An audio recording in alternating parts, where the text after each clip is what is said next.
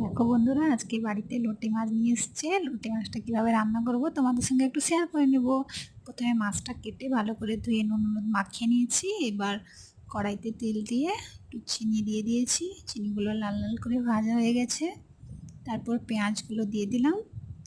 পেঁয়াজগুলো ভালো করে লাল লাল করে ভেজে নেব। পেঁয়াজগুলো ভাজছি, ভাজা হয়ে গেলে রসুন আর আদা দিয়ে দিব।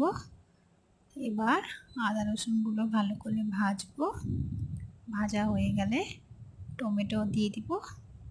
টমেটো দেওয়ার পরে লঙ্কা হলুদ দিয়ে ভালো করে একটু নেড়ে নিব। নাড়া হয়ে গেলে অল্প পরিমাণে একটু জল দিয়ে দিব। জল দিয়ে মিনিট 5 ঢাকা দিয়ে দিব।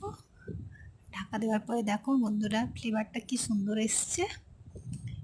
এরপর নুন হলুদ মাখানো মাছগুলো দিয়ে দিলাম কড়াইতে।